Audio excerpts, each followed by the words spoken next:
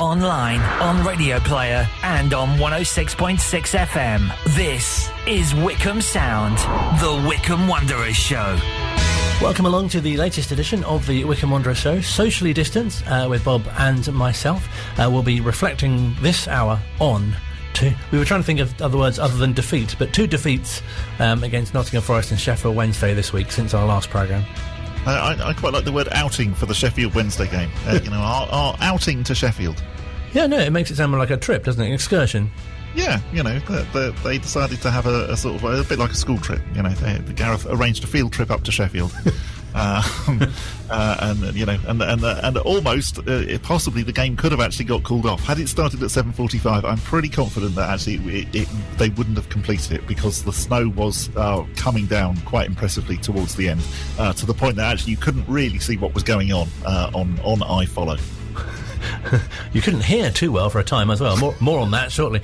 Also this evening we'll be catching up with Vince Faulkner, a former Wanderer. We'll be hearing from current Wycombe Wanderers ladies and member of the helping out with the media team, Alicia Povey as well. Plus we'll catch up with Jack Fowler, who's an apprentice. It's National Apprenticeship Week with the Wycombe Wanderers Sport and Education Trust. But first, we must say a very big hello to you if you're listening in the United Arab Emirates.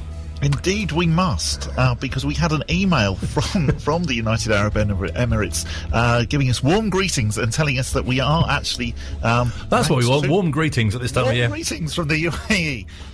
We're ranked 200 in sports podcasts in the UAE. We thought, wow, that's pretty good. I wonder who's like 201st. Yes. I hope it's the Peterborough United podcast. Controversial. No, absolutely. It's a fantastic position to be in. So, yes. I was going to tweet on Tuesday night because they were losing to Ipswich, so I nearly tweeted, well, at least Peterborough are losing. And, of course, they came back to win, so I was glad that I didn't. Nearly had egg on your face there. Slightly, yes. So we better start with Nottingham Forest, which feels like, again, that's the trouble with doing these shows, isn't it? When you have a game on a Saturday and a game on a Tuesday, the Saturday fixture seems quite a long time ago. Yes, and it definitely was one to forget, wasn't it? So going down 3-0 to Nottingham Forest, difficult now, and maybe that's just the memory of it to actually find very many positives to say. Forest were good, they were clinical, and yes, probably 3-0 actually was a fair result in the end. I think especially disappointing because we'd spoken previously about these upcoming games are against teams in and around us. Obviously, Forest being the first one, and they've struggled of late as well. And you'd think this is definitely a winnable game for us. Yeah, and that's the frustration, I think, of the whole season is that we have played really well against certain teams. Bournemouth, Norwich, Watford all come to mind because obviously they were in the Premier League last season. And Gareth has said, and I think it's a completely fair enough thing to say because I think all of us watching as well have thought, wow, if we play like that, the whole time, we'll be absolutely fine. The trouble has come when actually we face teams like Nottingham Forest and we haven't played like that. And Forest, to be fair to them, were really good. They had Glenn Murray playing for them, who of course was at Brighton last season, spent the first half of this season on loan at Watford, where for reasons unknown, he wasn't really picked to play. He clearly came on and had a bit of a point to prove. And he was really, really good. Obviously scored their first goal. And yeah, definitely he was the difference, I felt. So Gareth was speaking to the media after the game on Saturday. Obviously the defeat today, Gareth, but can't really give away goals like you did the first two. we gave 2 goals away, and that's, I don't want to disrespect Nottingham Forest because they've scored a fantastic third goal, but the first 2 goals we've given to Nottingham Forest, and if you do that, you're going to be out of games. We had a plan. We wanted to play a certain way, wanted to force Nottingham Forest to play a certain way. We did that, but we don't play offsides. That was a poor mistake. And then the second goal again, the penalty. I think it's a real soft penalty, but seems to be going against us at the moment. The referee's given that. 2-0 is a tough ask against any team, never mind Forest. Is that a case of an experienced player using all of the experience and gaining, obviously getting behind for the first goal when he's not one of the quickest players, and gaining the penalty as well? Listen, there's quite a few players in their team that played in the Premier League. There's very few in my team, and I think this is the story, you know, that the gulf in the two clubs is evident. Of course it is, but Wycombe are in the Championship. We want to do everything we can to stay in this Championship, but when you're up against quality players like that, you know, you've got to give that bit extra. We made too many mistakes today. They didn't make enough for us to capitalise on, and that's the story of the game. My question to you is, I've been in this kind of situation before, but who picks the manager up? The manager doesn't need picking up, believe me. I'm absolutely fine. I am in dreamland with Wycombe in the Championship, really am, you know. I've got a bunch of boys in there who are so disappointed, they're so down because they really want to compete, and sometimes things go against you, you know, but we'll be picked up for Tuesday without a shadow of a doubt. By the end of February, this club is going to know where it's going to be.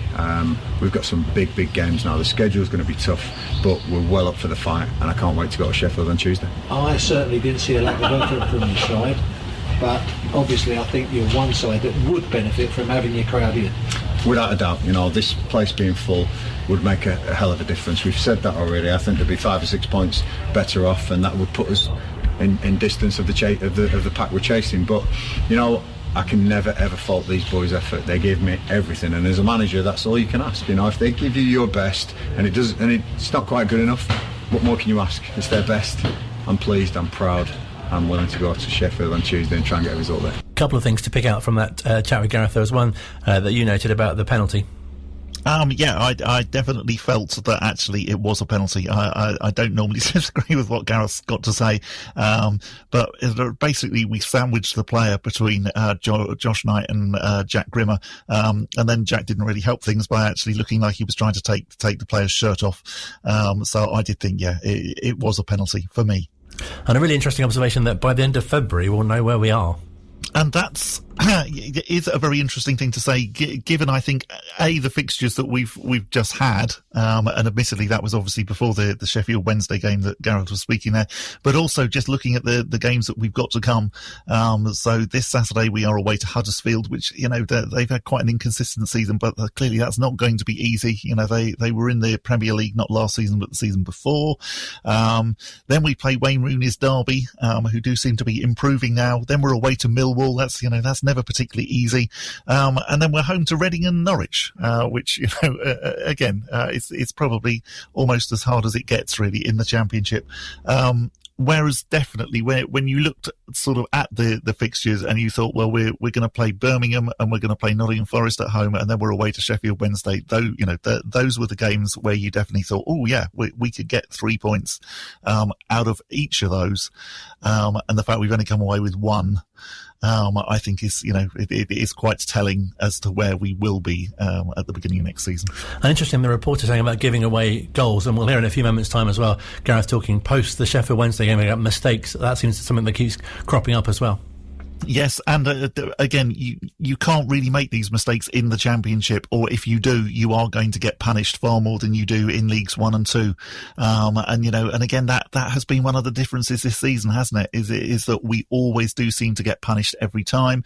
You know, we've had some luck, particularly go against us, where you think, and definitely it happened on Tuesday night, where, you know, we really looked like we should have had a penalty when Anis Mehmeti was fouled in the first half. Had we taken the lead against Sheffield Wednesday, arguably that would have been a completely different game. But of course, as it was, 9 minutes later, they went down the other end and they scored. And so, yeah, I feel that we haven't necessarily had the luck this season, but at the same time, we have made, you know, a few too many mistakes. And I think also you have to look at Ryan Alsop and say, you know, he's been absolutely phenomenal this season, and has very much kept us in games, and has very much kept the scoreline respectable. You know, we have a lot to thank him for. He is, you know, one of the players that definitely comes out of this season with a lot of credit, and he would be my player of the season at the moment. Fantastic. Well done, Rocky. Indeed. Gareth spoke to Matt after the game. Gareth, we've been here a few times already this season. Some hard luck stories in it, but ultimately just not enough to get anything from tonight. Listen, what a fantastic place, first of all, you know, Wycombe at Hillsborough. What an iconic stadium. Really, really proud to be here. Mistakes, always cost you, you know, and we made a couple of errors, the second goal especially. I think there's a couple of errors I can pick out there, and won't do it in public, but behind closed doors we'll be putting that right. the boys have given me everything again. I can't ask for more. I thought Kadeem Harris played really well for them, first half especially, caused a lot of problems, but then we sorted that at half time and sorted the way we wanted to defend against them, and we got much better. One goal and you're always in it, and it was the second one was a killer. It allowed Sheffield Wednesday to slow the game down, do what they wanted, and we were chasing it then from that moment. So the second goal really is very disappointing for me, but no, proud of the boys. They're a good bunch, and we've got more minutes into Anis, Namdi, Admiral. These young boys getting minutes in the Championship can only be a good thing for Wycombe Wanderers, and I'm looking forward to Saturday now. Both teams had heavy defeats on Saturday. The first goal was going to be key. There was a penalty shout. The same referee denied us for 2 stonewallers in previous games, and it looks to be another one.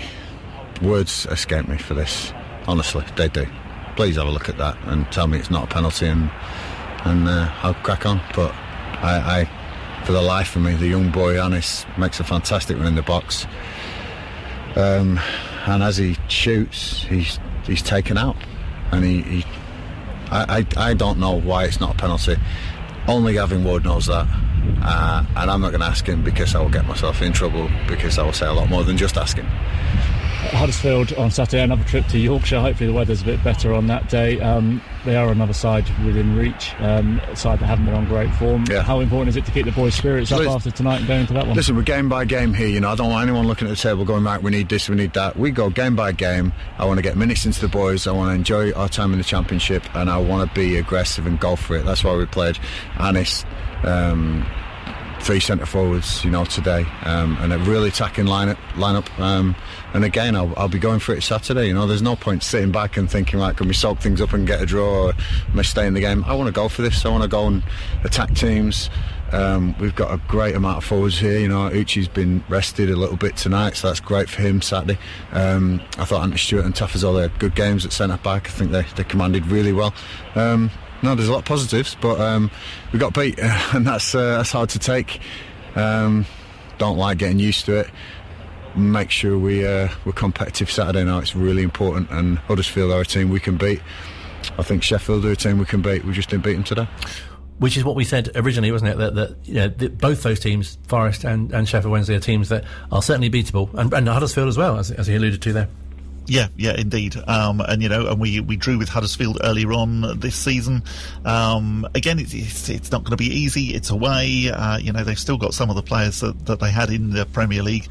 But I think, yes, that is the slight frustration, is that particularly with Nottingham Forest now, it's the second time that we've lost to them this season, and really, they aren't as good as they should be, or certainly they aren't as good as they used to be. And the fact that we haven't picked up any points at all, and just it was just slightly disheartening, I think, to see how easily they won in the end. And there was some significance to the number 5 on Tuesday. Yes, indeed.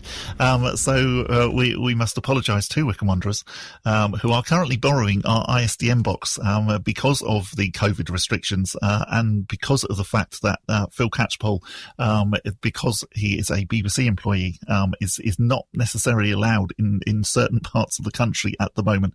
It all sort of stems back from the whole tier system, and when London was then put into tier 4, which is where Phil lives, it was deemed that actually they were going to keep their reporters pretty much sort of like where they were, so they didn't have to do too much travelling around the country. So obviously that has had a huge impact actually on football commentators. Now, Phil normally does the commentary for Wycombe Wanderers, normally takes his own ISDN kit, but anyway, that hasn't been possible I think ever since Boxing Day and the Bristol City game. So Wycombe Wanderers asked us whether we could help them out with an ISDN box, and we did give them our ISDN box. But apparently the number 5 gets a little bit sticky and doesn't always work properly. And then on Tuesday night, up at Sheffield, the ISDN number that Matt had to dial contained 2 5s in it, and our box decided actually not to work. So that was why, if you were listening to the first half of the commentary, basically you heard Matt and Pete Kuhig commentating on mobile phones. And it did say, it sounded very sort of like 1970s or 1980s-esque. If you used to listen into the European Cup ties that were broadcast then, that's how it sounded.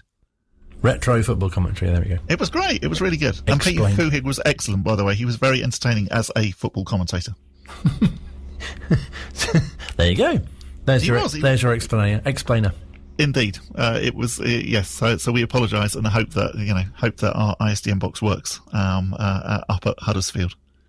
Maybe it just doesn't like Yorkshire or the snow. It doesn't like temperatures below freezing. I think that's probably got something to do with it.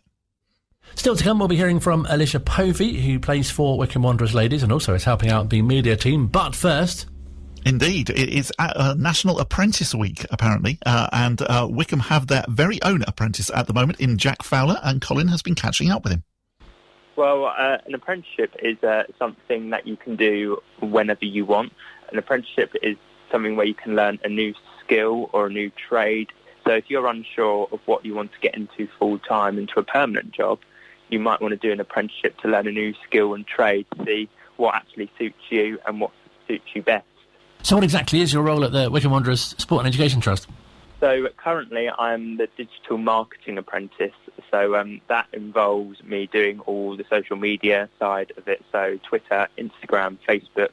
But that also involves me working on the website and all different things like that. But also I've got great support from everyone at Wycombe Wanderers Sports and Education Trust to support me during this because, like I said before, I'm learning a new skill and they're helping me to do this. And do they make you feel part of the team? It doesn't feel like you're only sort of there temporarily as an apprentice. You actually feel like you're kind of part of the group. Oh, 100%. I mean, as soon as I came in, they made me feel welcome, feel part of the team. They got me involved in all little team building exercises to break the ice. So yeah, I feel 100% that I've been there for more than I actually have been because they've been so supportive. And being an apprentice sounds much better than work experience. Is it kind of like a step up from that? Yeah, I think so. I mean, because with work experience, you can have like 2 weeks work experience. But I think with an apprenticeship, you're there for a longer time and you get to build more working relationships with people, which allows you to succeed. What would you say has been the best thing about being an apprentice? Oh, that's a very good question. What's the best thing about being an apprentice?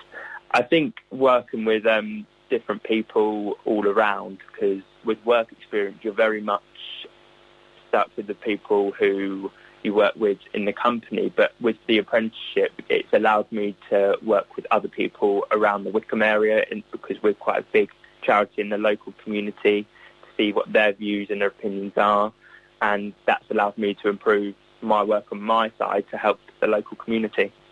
And it must be great just generally to be involved with the Sport and Education Trust for the club. Yes, 100%. I mean, the Sports and Education Trust and the club do quite a lot of good work together, and the main part of my role is to promote different activities and little things we're doing, but to most importantly get the community involved. And from the feedback we get, the community are happy with what we're doing, and that's what we do best. And it must be such varied work as well. Yeah, so for example, I sometimes can be doing social media posts about a health project we're doing. So, for example, door steppers. And then maybe the next day I might be out taking photos, going out and about during schools.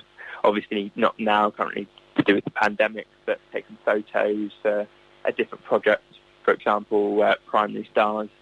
So yes, it varies, but it's quite nice it varies because, again, you learn different things and different skills.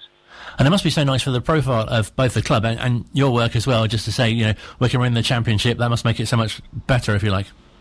I don't know how long we'll be in the championship for, but yeah, it's a very good thing that we're in the championship. And again, it does boost certain things we want to promote, because being a championship club is a step up from being a League One club. But no, it's a really good thing, and let's hope Wycombe Wanderers could stay in the championship. It's not looking too likely, but let's hope so. No, definitely, fingers crossed. And I know you're involved in football coaching as well, so it's a real nice kind of crossover thing that you do. You have that football, but also that you're working with the club as well, and the charity in that way. Yeah, I mean, it's just nice to sort of, because obviously with the marketing side of it, I am on my computer. Even though I'm helping the local community, I am there. But when I get out, it's nice to see people, interact with people, and sort of help them face to face if I can, and see how I can support them in that way. Because the whole aim for Wycombe Wanderers and Wycombe Wanderers Sports and Education Trust is to help the local community in whatever way we can, whether it's mental health or whether it's in our sport department or education. It must be such a rewarding way of spending an apprenticeship as well, because I guess, there are many people who do apprenticeships, kind of office-based or more kind of hands-on trade type work, but this must be something that you really enjoy. Yeah, I mean, I am really enjoying it because it just gives me a variety to my job. I'm not stuck in doing work on the computer in an office, or I'm out and about doing different little bits and pieces, which again, like I say, it gives a variety of my job. Because I think sometimes you're stuck in an office, it can make it a little bit, I don't want to do that all the time. But having a variety gives me something to say, I'm looking forward to doing this today. Or if you're looking ahead to your week, saying, I'm looking forward to go coaching on a Wednesday, stuff like that. And it's great that there's this apprenticeship week to really kind of highlight the work and the role that apprenticeships have. What would you say to anyone who's considering taking up an apprenticeship? I would say go for it. I mean, when I came out of college, because I studied 2 years of media at Amersham and Wycombe College, I would say go for it because I wasn't too sure of what I wanted to do. An apprenticeship gives you the chance to learn a new trade, but sort of start to realise what you want to do in life, so you don't just jump in straight away into a job that you might not be happy in. Go learn something that you want or you think you might have an interest in, and then see how you get on for the year or two, and then you can decide what you want next. And great for companies to take on apprentices as well. Yeah, 100%. It's great for companies to take on apprenticeships because, again, like I say, it's sort of something that helps boost your confidence. You don't have to get chucked straight into a job full-time if you're not too sure how to do it. You sort of helps build your confidence and then build personal relationships so you can understand what the whole role is about. And has it felt a bit special this week, being Apprenticeship Week? You think, I'm doing an apprenticeship, it's Apprentice Week, I'm an apprentice. It's really great that this is being highlighted. Yeah, I mean, it's super it's highlighted because I think at the moment it's quite difficult for some people to think about what they're going to do after GCSEs, A-levels, that sort of thing. So I think Apprenticeship Week is a really, really good week because, again, it reminds people of the opportunities that are out there, and it's a sort of a supportive stepping stone into people's future careers. That's fantastic. We'll leave it there. Enjoy the rest of your week and enjoy the rest of being an apprentice as well. What do you hope to get out of it at the end, by the way? I'm hoping to get a digital marketing a degree. I think it's level 3, so that would be good. But I think the main thing is just building working relationships in the work world and just improving my confidence through that. I think an apprenticeship sounds much better than work experience, doesn't it? It definitely does. And I thought Jack was brilliant in just he was very, very honest, wasn't he? Yeah, no, very. His assessment of everything, really. It does sound really good, though, to be you get to work in so many different areas as an apprentice as well. I think of whatever organisation or business that you're in. Yes, yeah, and that really came across, actually, and really came across how much, obviously, that the club are looking after him as well, which is really, really good to hear, because, from my sort of apprentice work experience type opportunities that I've had, you do seem to end up making quite a lot of tea, but it doesn't sound like that's happened to Jack. Yes, and moving things. I remember I did work experience at the warehouse of Woolworths.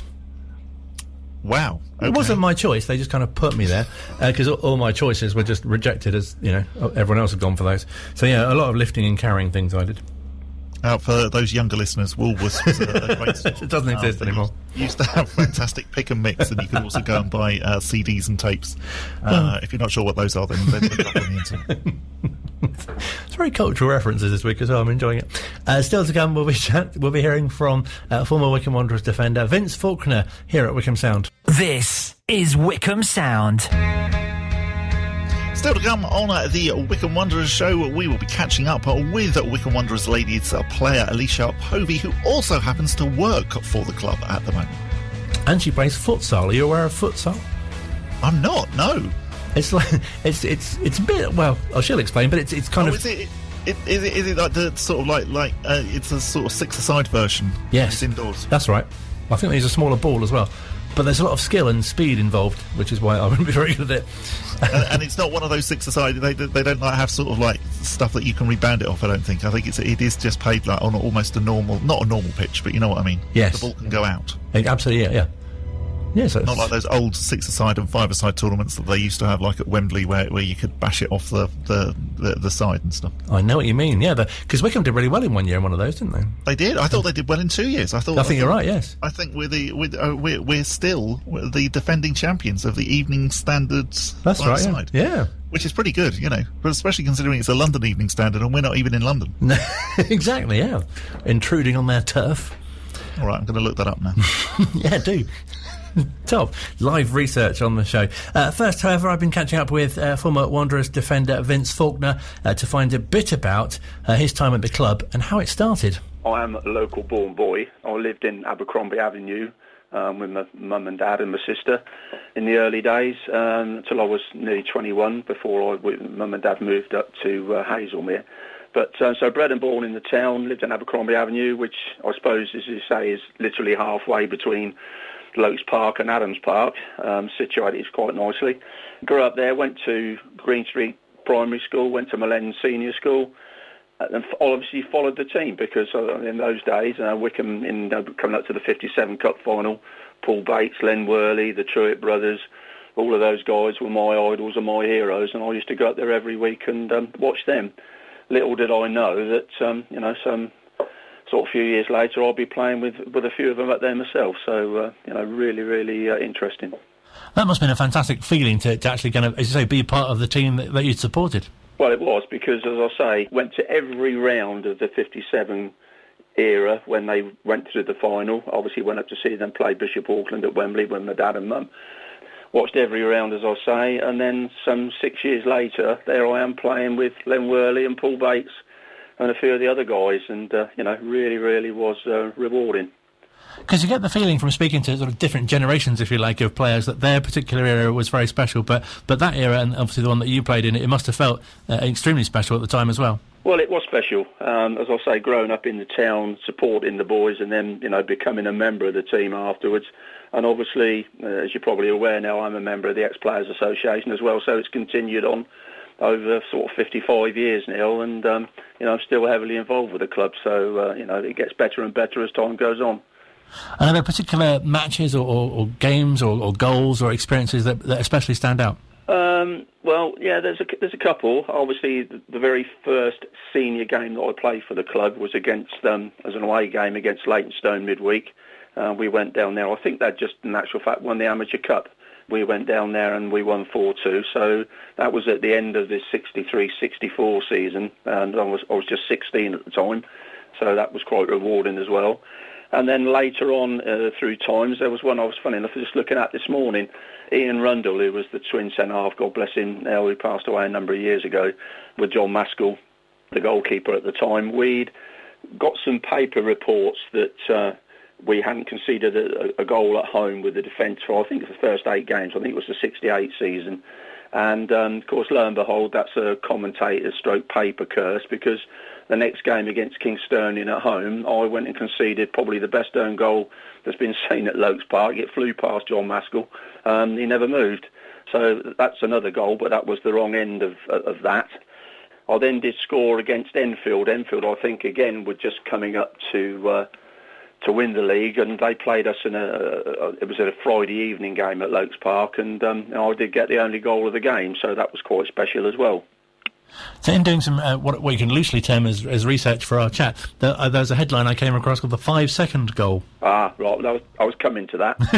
I was coming to that because at the end of the day, my playing career, when I finished at Wycombe, the end of the season of 71-72, I spent 2 years at Marlow, 2 years at Maidenhead, and then the manager of Chesham, Brendan McNally, came across for me, and I went over to Chesham where I finished my career. And of course, as you quite rightly say, the semi-final of the Berks and Bucks Cup was played at Chesham. I was skipper at the time over at Chesham, and we had, in actual fact, changed the defensive situation to accommodate for the Wycombe front line. But of course, Wycombe won the toss. They kicked off, and within 5 seconds, my co-centre-half, Pete Johnson, had unfortunately headed the ball into his own net. So that did do us. But I did score in that game, in actual fact. I did score against Wycombe from a corner, I think it was a corner or a free kick, and but we lost in the end. But we did win that final that year because, unfortunately, Wycombe got suspended from that game because they played an ineligible player in the semi-final. What was it like playing against Wycombe for you, someone who spent such a long time at the club? Well, it was different, as you can imagine. I'd only done that a couple of times. I think once when I was probably at Maidenhead, I think we played against Wycombe. But it was a different thing because obviously there were still players there that had followed me at Wycombe, and I knew Dylan Evans and various other bits. I think Tony Horseman was still playing, and various other people. It was a different experience, but nice as it was. And what about managers that you played under at the club? That must have been quite an interesting sort of experience. I played under three managers. Don Welsh, he was the first one I played under. That was back in 1963. He'd just joined the club like I did, so I played under Don Welsh, followed by Barry Darville, and then, of course, by Brian Lee. And obviously Brian's on our ex-players committee along with myself and all the other guys. And, so very fond memories, and the three people that I played under. I guess they must have been very sort of different people to have as managers, though. Oh, yeah, you can certainly say that. Obviously, Don Welsh was an ex-player. Obviously, he was the captain of the winning Charlton side in I think it was the 47 Cup final. So he was a different type of guy. Barry Darville was very friendly, and of course, Brian Lee was very professional. And it's a totally different ball game under Brian. And how do you reflect on your time playing now? Because obviously, you see the team now; they're obviously fully professional, even in the second tier of English football. How sort of different that was to your time? Well, yeah, it's very different. Obviously, the game is a lot quicker these days. The pitches are a lot better. They're like a snooker table, whereas we played on mud baths and various other bits and pieces. It's quite fortunate actually, because I spend all the home games down at Wycombe with John Taylor, or affectionately known as JDT, and John Bignall, as I've been on the committee, to do a lot of hospitality. We take the players that are not playing on the match days, we take them around in the hospitality suites, over to the Woodland suite and to the sponsor boxes, and get to know the players quite well. And, there's a very, very good feeling in the dressing room there, although obviously the results are not going their way at the moment, which is disappointing. But there is every player that I've spoken to that I've taken round, everyone has said that it's the best dressing room they've ever been in. Gareth runs a very, very tight ship, but a very good ship, and, they all love playing for him. And does that really take you back to the dressing rooms that you were involved in as well? Well, they were slightly different at the end of the day. Very good, but, we had if you can imagine, we had a wood fire burner in the centre of the dressing room that used to smoke out, the old sunken bath and various other bits. But, no, we had a good camaraderie. Gordon Summerfield and Jock Shepherd were the trainers at the time, the physios at those times, and we used to have some tremendous chats and fun with them as well. So lots of good memories. I wish there was still a wood fire burner in dressing rooms today. That'd be excellent. Well, in actual fact, I think it was Charlie Gow, God bless him, another one who's sadly passed on, but I think Charlie Gow did finish up with that wood burner eventually when the dressing rooms were all come down when they moved to Adams Park. But it was a totally different dressing room, but very good and very lively dressing room. It's incredible how the different generations change, isn't it? I've spoken to former players who've said that the manager would give out rations of bacon and tea at half-time if particular players had done especially well. You can't imagine that happening today. Well, no, not really. No, they all expect it on the plate, I think. But, no, they do very well. It's the lads down there, the current squad down there are very good at the moment. Obviously, we've missed out this season. We've only been to the one Coventry. There was a Coventry game when the crowds were allowed in through the pandemic. But no, it's been very good.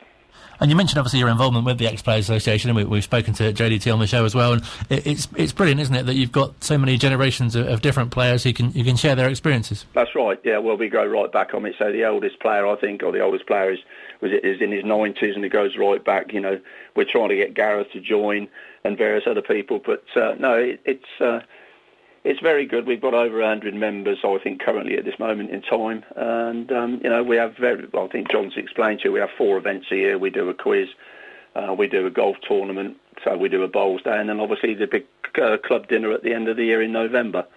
But, of course, obviously the pandemic, this current time has knocked those all on the head. And it's certainly not a cliche to say, is it, that there's a real family feel about the club? Throughout the club, and I think this has been endemic really right from when the club was formed in 60 odd. I mean, say that it is still as a family club as it ever was, and it's still to this day. It's brilliant, absolutely superb.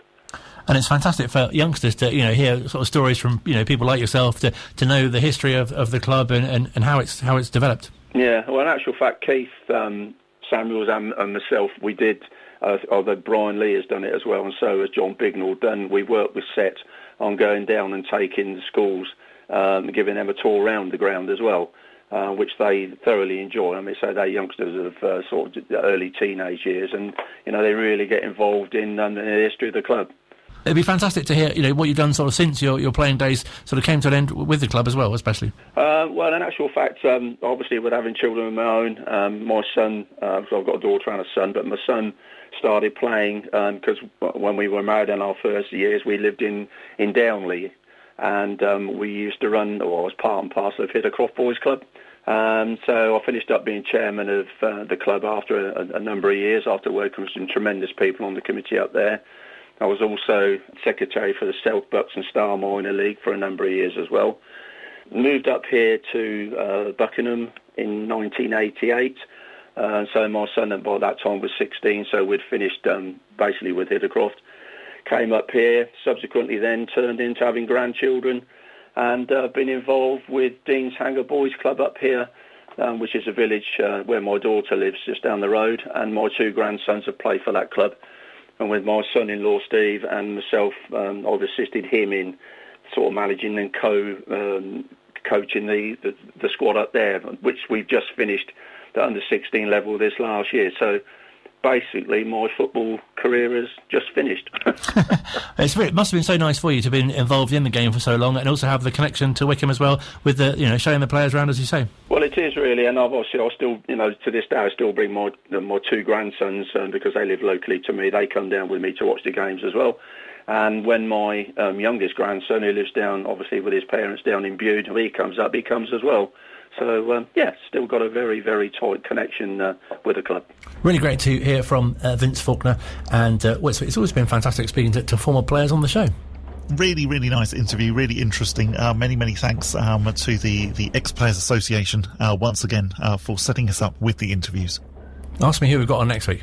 Who have we got on next week, Colin? Mark West will be live on the show. Oh, cool. That'll be really good. Super striker hero. He's like Roy of the Rovers, isn't he? Indeed, yes. Yeah, I can see that image now. Part 3 of the Wycombe Wanderer Show on the way next. This is Wycombe Sound. Final part of the Wycombe Wanderer Show. It sounds like a good show, doesn't it? It's going quick, this show, isn't it? It really is, yes. But I'm really looking forward to this bit now. So if you have seen any Wycombe Wanderers media recently, you might have seen interviews by Alicia Povey. Absolutely, who actually happens to play for Wycombe Wanderers ladies as well. And you might have read on the club website, there's a really interesting kind of profile, if that's the right expression, sort of talking through what she's done and what she's doing. Yeah, that's it really. What she's done and what she's doing. I was going to say there's a third thing, but there isn't. What she's going to do. Yeah, maybe that too. But we had a bit of a discussion, didn't we? We weren't sure at first whether it's her name is pronounced Alicia or Alicia. So apparently that's quite common. A lot of people have the same issue, but she's known as Squish. Oh, that's nice and easy. Here's why. It was actually before Wycombe, so when I joined Marlow, no one could really pronounce my name. It's spelt not phonetically, so it's spelt like Alicia. So I always had to be like, oh no, it's Alicia, like Patricia. People call me Lish, and then one of the girls misheard and said Squish. Ah. And then it just stuck from then. So it's now been like about 10 years. Maybe longer, actually. Wow. 15 years that I've been called Squish. It's a good story, though. Yeah, it's easier to just say, well, if you can't pronounce it, just call me Squish. Yeah, sounds more fun. It's like a little children's character, isn't it? Too. Even when I went to Spain, where like Alicia or Alicia is a really common name, there wasn't a single one of them. And they would call me Alice instead, which I thought was really strange, because I thought, I'll go to Spain and finally people pronounce my name in a nice way. Yeah, yeah. And suddenly I became Alice, and I was like, oh, well, this is really boring. This hasn't worked well at all for me. Yeah. So I thought a good place to start would be how you joined Wycombe Wanderers ladies, first of all. When I joined Wycombe, I think I was 15. So that was a different Marlow, actually. It was Marlow United rather than Marlow FC. And I'd been there since I was about 11, and I'd just been playing at school before then. And I'd sort of got to the point, I was captain, and basically I went for trials at Reading and Arsenal and didn't get through. And both of them said that I should be looking to play at a better level. So then I was like, oh, okay, well, I guess Wycombe's the nearest one. And at the time, actually, we were in the same league as Marlow. So I was used to playing against Wycombe. And I remember the coach at the time, the Wycombe coach, Andrew Morton, he came up to me at the end of a match when I was playing for Marlow. And I had scored, but I think we'd lost like 6-1 or something. And he said, oh, you always score against us. Have you ever thought about scoring for us? And at the time, I hadn't really thought about it. But then after those trials, I thought, oh, I'll give it a go. And then, yeah, I moved over to Wycombe when I was 15. And, I didn't really look back after that. And you must have seen a lot of changes in the time that you've been at the club as well, or with the team, I should say. Yeah, I mean, a lot has changed in my life and a lot has changed in the club. So when I joined, as I mentioned, there was a coach called Andrew Morton. And that was when we had 2 under-16s teams. We had an A team and a B team and the ladies team. Obviously, since then, we all moved up and there wasn't anyone to sort of fill the younger age groups at the time. So maybe this is probably 2015-ish. So we all moved up. And yeah, I think there's been 5 or 6 different coaches since I've been there. We've changed home grounds numerous times. So we used to play, when I first started doing like open age football, our home ground was in Stoke Poges, just outside of Slough. So we were Wycombe Wanderers playing in Stoke Poges, which was a bit of a funny one. But yeah, I mean, I think the club has given us a lot of support recently. And obviously it's great that they're in the Championship. And I think since I've been in the women's team, we've been promoted 4 times, I'm going to say. I'm going to go with 4. So obviously we've been progressing. The men's team has been progressing. So yeah, a lot has changed. But to me, I don't know, it still sort of feels like the same club. I think out of the players that were about when I started, there's just myself and Charlotte Bagshaw, who's the skipper. So yeah, lots of different players, but it still kind of feels like the same team as when I started. And have you noticed a real increase in interest in women's football generally, just in the time that you've been at Wycombe alone? Because obviously since the national team's done so well at the World Cup, and there's a real kind of extra interest, it seems, in girls and women playing football as well.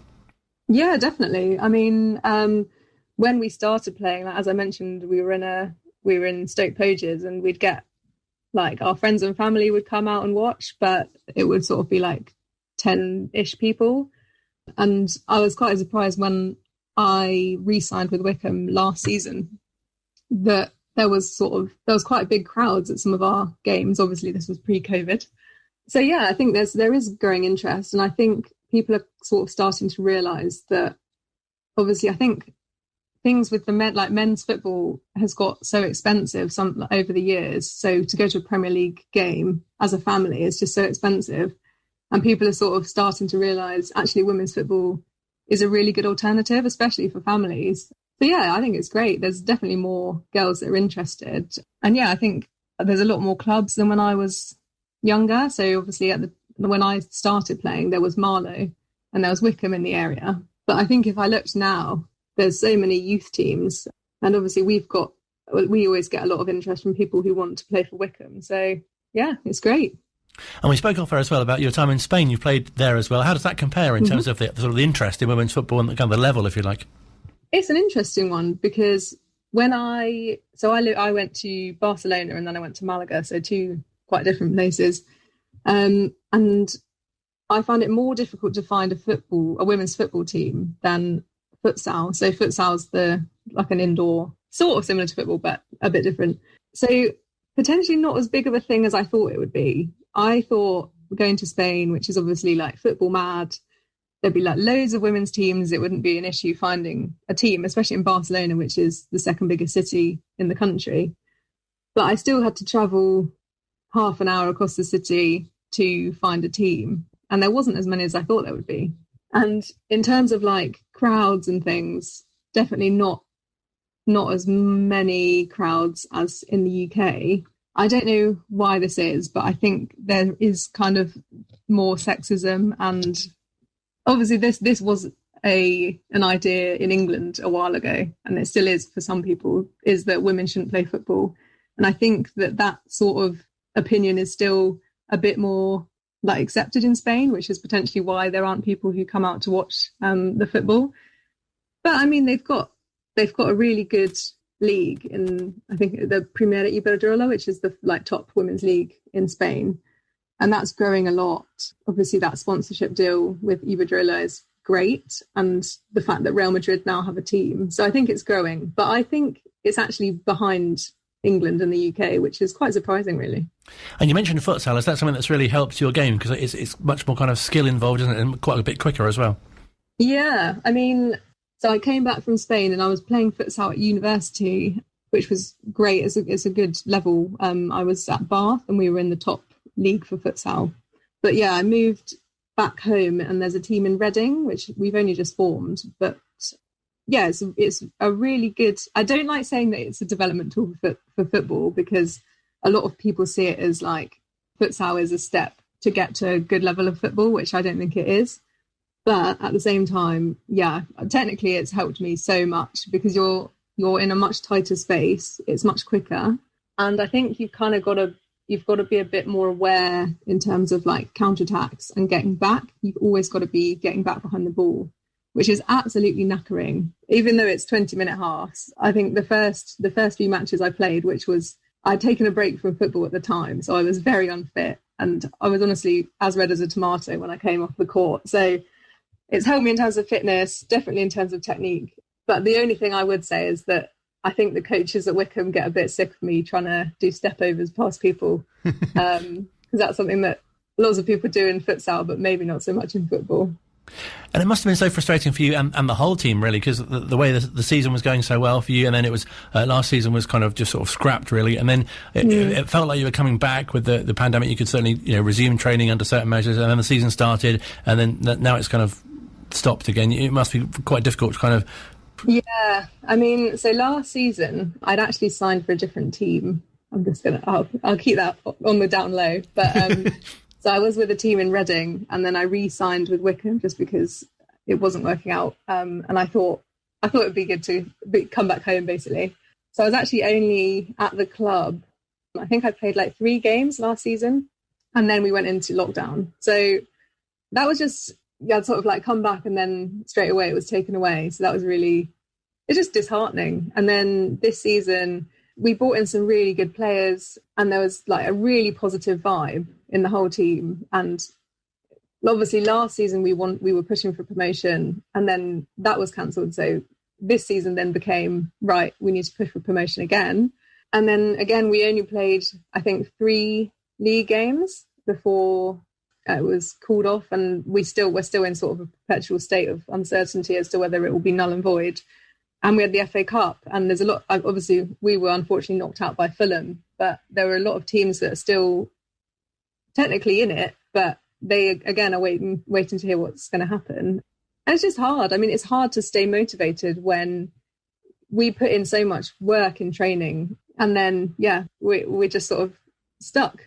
Really, especially, I mean, there's some really good teams in our league. So Bournemouth are in our league, Abingdon, obviously us, and we're all pushing to be at that next level. And I think these 2 seasons, if they both become null and void, it's going to really mess up the results next season. We're going to have teams sort of winning. I mean, this season we won a game 9-1, which is, I think, quite an intense scoreline. I don't think it's really very healthy for the league. Obviously, the most important thing is that people are safe and healthy, but it has been extremely frustrating. Because it seems quite strange, doesn't it? Because you had such a good run in the FA Cup, you already had a bit of a sort of backlog of fixtures, and the teams had started the league already. Yeah, I think we were one of the last ones to get back to league. And I was actually dual signed at the beginning of the season, so I was playing for a lower league team as well when Wycombe didn't have games. And their league kicked off maybe 2 months before we did as well. So our league started late, and nearly all of the teams in our league had the FA Cup. So again, that pushed back fixtures.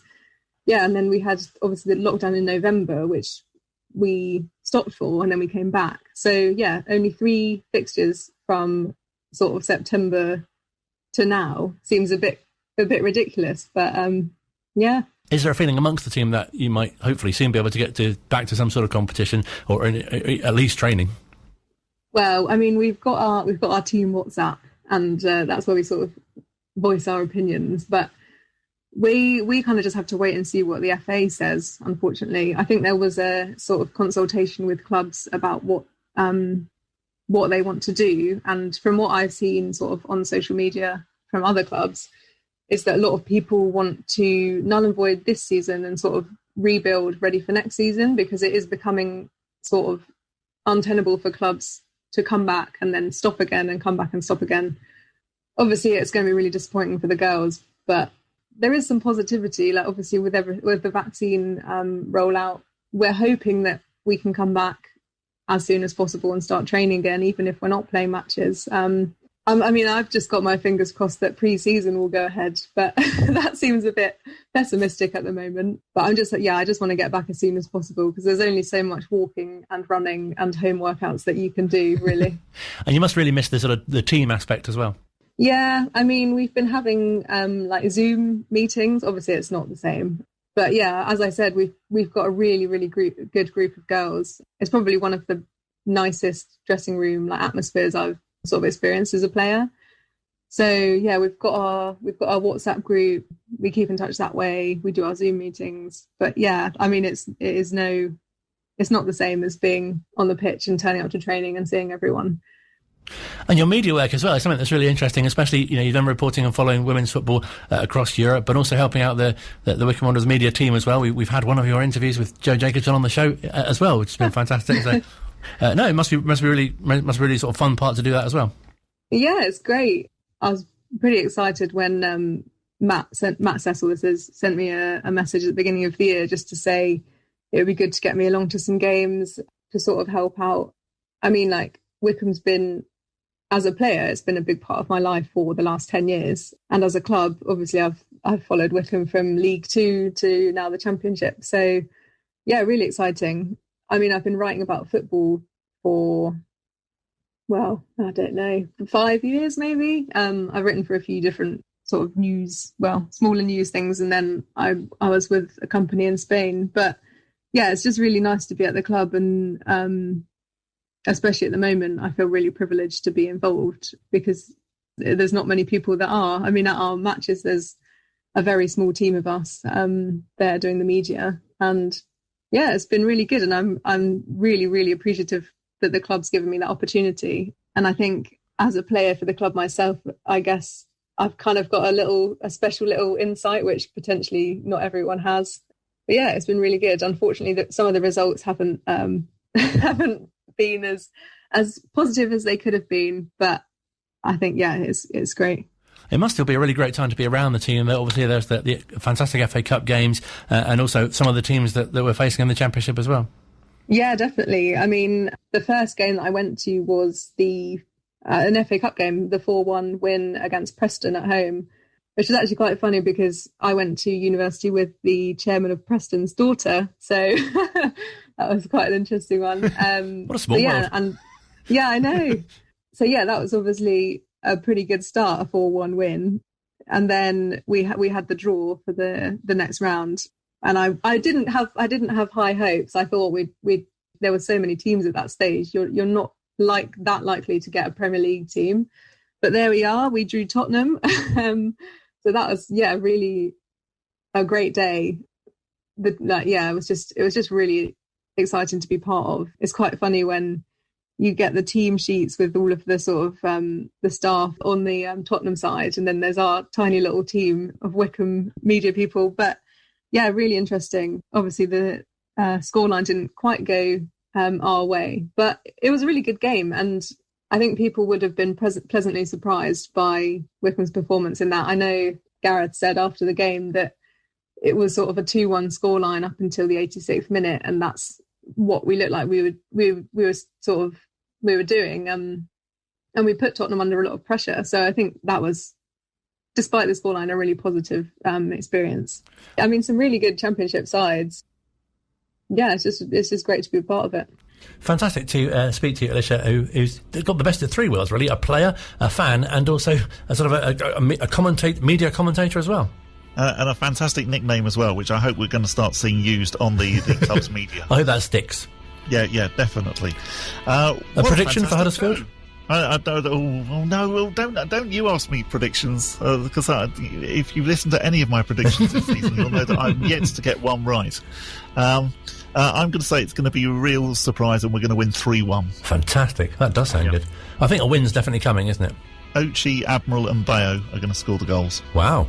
Yeah, it's going to be great. It's going to be the start of the amazing comeback. It's happened before, isn't it, to other clubs? Why not with us?